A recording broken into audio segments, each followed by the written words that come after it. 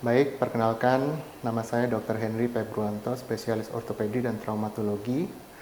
Saya merupakan dosen di Fakultas Kedokteran Universitas Islam Al-Azhar, Mataram. Baik, sebentar lagi saya akan memperagakan bagaimana cara pemasangan bidai atau spalek pada ekstremitas bawah, terutama pada cedera atau pada patah tulang daerah kruris. Sebelum kita melakukan tindakan pemasangan bidai, pertama-tama kita melakukan cuci tangan dulu secara aseptik. Kemudian kita memperkenalkan diri kita kepada pasien, dan selanjutnya kita melakukan verifikasi identitas pasien seperti menanyakan kembali nama pasien. Setelah itu kita melakukan inform consent dengan menjelaskan tindakan yang akan kita lakukan, tahapan-tahapan yang akan kita lakukan, dan kemudian kemungkinan-kemungkinan yang dapat terjadi setelah pemasangan bidai tersebut. Kemudian langkah selanjutnya adalah kita menilai di daerah yang mengalami cedera adakah tanda-tanda fraktur yang dapat kita amati. Kemudian kita bebaskan di daerah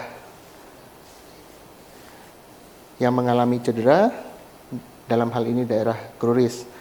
Apakah kita bisa menilai adanya deformitas, apakah ada pembengkakan, apakah ada luka terbuka. Jika terdapat luka terbuka, kita dapat bersihkan luka tersebut dan kemudian kita bisa pasang bebat atau dressing di daerah luka tersebut. Kemudian setelah itu kita bisa memeriksa status dari AVN distalnya, yaitu dengan berupa pemeriksaan denyut nadi di bagian distal, yaitu pada arteri dorsalis pedis. Sekarang kita melakukan persiapan alat dan bahan dulu, yaitu berupa persiapan bidainya atau spalek. Kemudian kita siapkan tali pengikatnya, bisa berupa perban elastis atau berupa kain atau berupa perban gulung. Dan juga kita bisa lakukan persiapan menggunakan sarung tangan.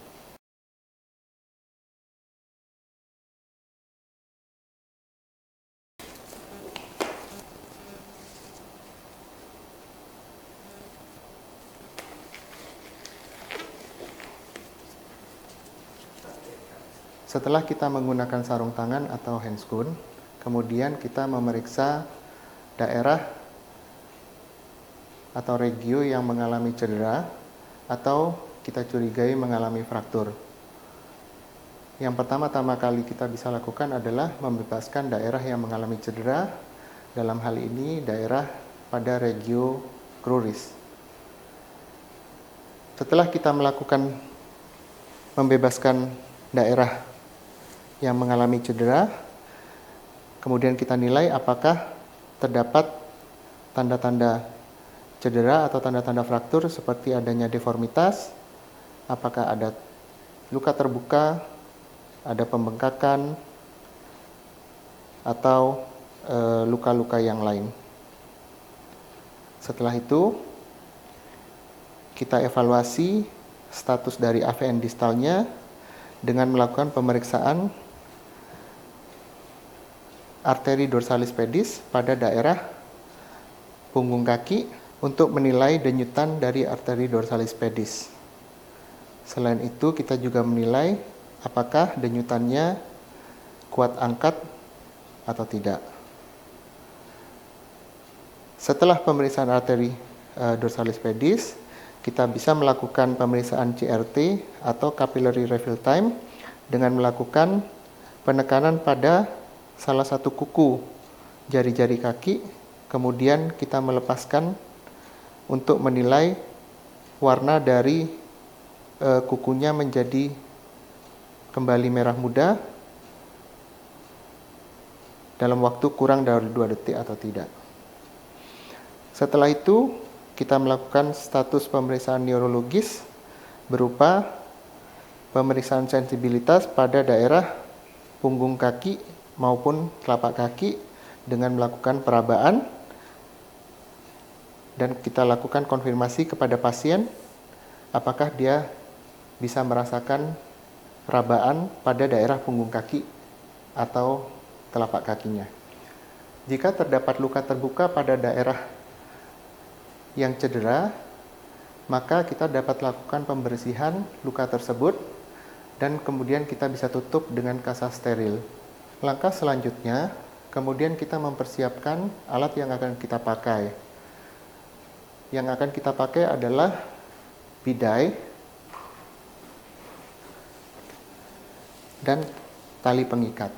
Kemudian untuk melakukan pembidaian, yang pertama kita ambil bidai yang pertama untuk kita pasang di daerah posterior dari kruris, di mana pada waktu kita memasukkan bidai yang pertama kita harus lakukan traksi pada ekstremitas bawah.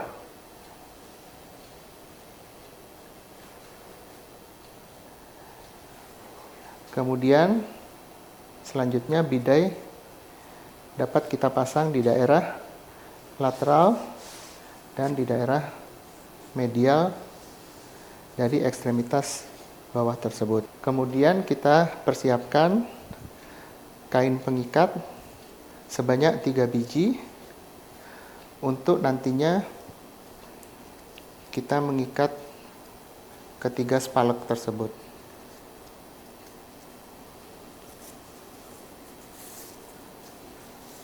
Tali pengikat kemudian kita letakkan di bawah dari bidai bagian posterior yang kemudian kita tarik ke bagian proksimal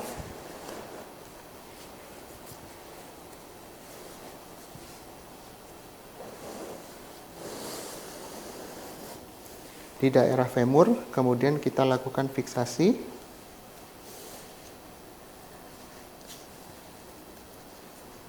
Kemudian kita ikat.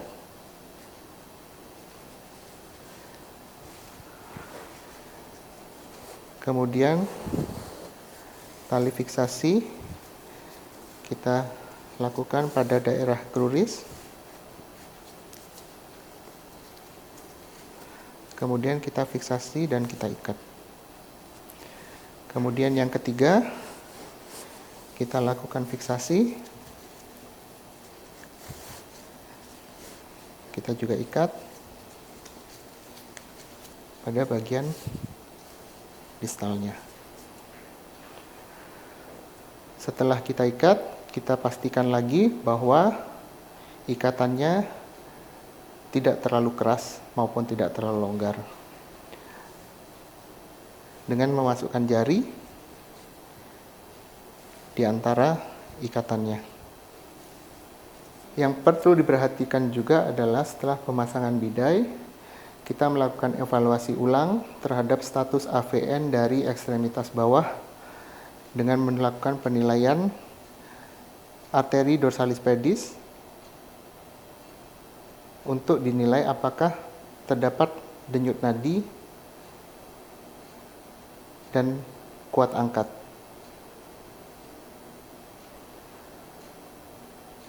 Setelah itu, kita juga bisa cek dengan pemeriksaan CRT dengan melakukan penekanan pada salah satu kuku jari kakinya untuk dinilai apakah dia kembali berwarna merah muda dalam waktu kurang dari 2 detik. Selain itu juga kita bisa menilai status neurologisnya dengan melakukan perabaan pada daerah punggung kaki dan telapak kakinya. Apakah pasien masih bisa merasakan sensasi perabaan yang kita lakukan pada daerah punggung kaki dan telapak kakinya. Setelah kita melakukan pemasangan bidai, langkah selanjutnya adalah kita melakukan informasi dan edukasi terhadap pasien terhadap kemungkinan terjadinya komplikasi setelah pemasangan bidai. Salah satu komplikasi yang kita informasikan kepada pasien yaitu apakah terjadi tanda-tanda kompartemen sindrom. Bapak, nanti kalau misalnya kaki Bapak terasa tambah sakit atau merasa kesemutan atau rasanya kakinya dingin, nanti Bapak lapor ke petugas atau dokter jaga atau perawat jaganya. Setelah itu, kita memberikan kesempatan kepada pasien untuk bertanya tentang kondisi yang dia alami dan juga apa rencana pasien setelah dilakukan pemasangan bidai. Baik, sekian pembelajaran untuk pemasangan bidai kali ini. Semoga tutorial ini bisa bermanfaat bagi kalian. Terima kasih.